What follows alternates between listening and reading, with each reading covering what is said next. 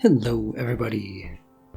In this video I'll be drawing the March wallpaper reward for the creature tier for my Patreon supporters, and telling you a little story to go with it. Alright, so let's go. A fog had rolled into the forest that morning, making everything soggy and moist. It was the kind of fog that dispersed the light in a way that made it unclear whether it was in fact morning at all, or midday already. We were making progress toward Vale's next gig, and the ground squished and squelched as I hopped along. She slept on top of me, lightly enough that she could flick her tail this way and that to indicate which direction I should go, but apparently heavily enough that she wouldn't respond to my comments. I noticed a minor indentation in the forest floor that made it for a much easier go of it and was less squishy, so I began following it. I was glad to walk on a solid surface instead of the constant damp sinking with each step. The foliage above the path seemed to open a bit and would have allowed more light in if the haze wasn't so dense. After following the path for some time, it met up with a small creek that ran the opposite direction from where we were heading, hinting at a slight elevation shift that I couldn't sense in the least.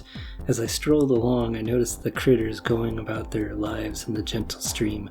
An emaciated little calicoid lurked behind a rock, snatching up the squips that ate some of the algae off the nearby stones and got too close.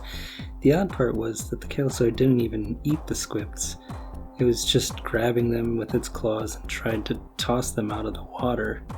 Most of them landed back into the stream and went back to eating the algae.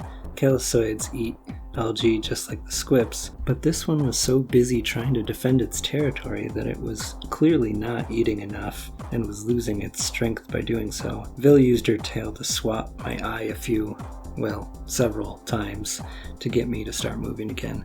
As we made our way along the path, I saw that all the foliage had decreased to the point that the trees were bare. Some appeared completely lifeless except for the moss that had overtaken them.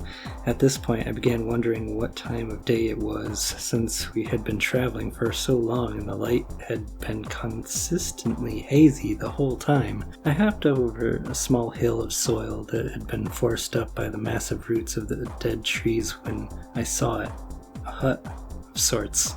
It was built into the ground under a tree, and it would have been nearly unnoticeable from any other angle except for the small chimney with smoke wafting from it. Out of my usual caution, I hopped immediately back to the previous side of the hill and scrunched down as much as I could. This caught Vale's attention, and she finally hopped down after a lengthy stretch of her front and back legs, in that order.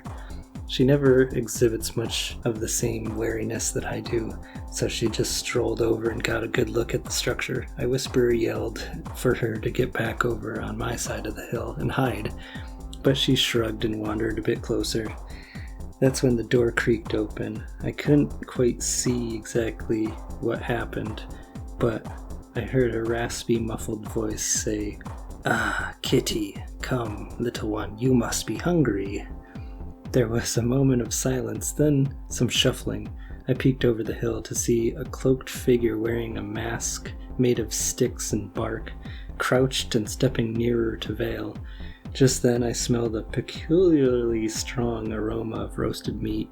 Vale is a bit of a sucker for food, so she meandered a bit closer. When the figure lifted their hands and revealed long, jagged claws, I yelled out, "Run, Vale!" She lifted her head abruptly as if waking, and she began to dash away from the creature just as it dove at her. Vale was already back to me as I registered that the form had fallen to the ground and its mask had fallen off, exposing flesh and eyes and all the telltale features that pointed to a human.